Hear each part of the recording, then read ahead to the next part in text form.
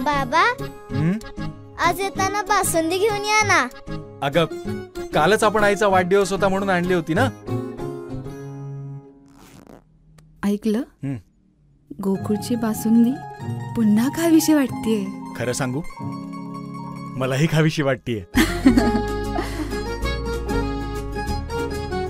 पुन्हा पुन्हा खावीशी वाटणारी गोकुळ बासुंदी. उजगाव हे 60,000 लोकसंख्येचं गाव असून कोल्हापूर शहरालगत असल्याने तसेच कामगार वर्ग मोठ्या प्रमाणात रहिवासी असलेल्या उजगावमधील वीज वितरण कंपनी केंद्र सरकारची वीज ग्राहकांना प्रीपेड लाईट मीटर बसवण्याची सक्ती करत आहेत. जर ग्राहकांना नवीन वीज मीटर बसवायचे असेल किंवा जुने मीटर बदलायचे असेल तर ते अदानीच्या स्मार्ट मीटरला प्राधान्य देत आहेत. या मीटरला सर्व स्तरातून विरोध होत असून केंद्र सरकारच्या धोरणानुसार वीज ग्राहकांना स्मार्ट मीटरच्या माध्यमातून वीज पुरवठा करण्याचा घाट घातला जात आहे.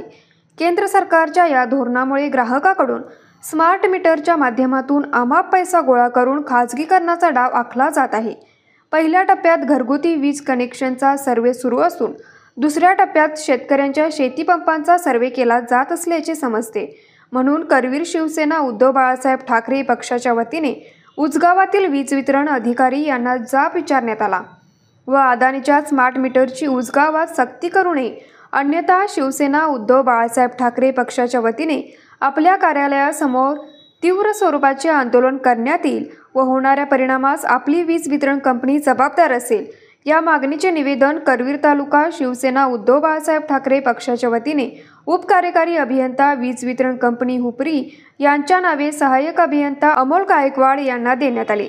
यावेळी अधिकाऱ्यांनी सांगितले की आपल्या भावना वरिष्ठांना कळवू व स्मार्ट प्रीपेड मीटर बसवण्याची सक्ती कोणत्याही नागरिकांना केली जाणार नाही असे आश्वासन शिष्टमंडळाला दिले. यावेळी करवीर तालुका प्रमुख राजू यादव, उपजिल्हा समन्वयक विक्रम चौगुले, कामगार सेना जिल्हा प्रमुख राजू संगावकर, शरद माळी, योगेश लोहार, कैलास जाधव, बाळासाहेब नलवडे, सचिन नागटिळक, आबा जाधव, अजित चव्हाण, बाबूराव पाटील, रामराव पाटील, अनिल माळी, अजय प्रभावळ आदी उपस्थित होते. न्यूज मराठी 24 कोल्हापूर.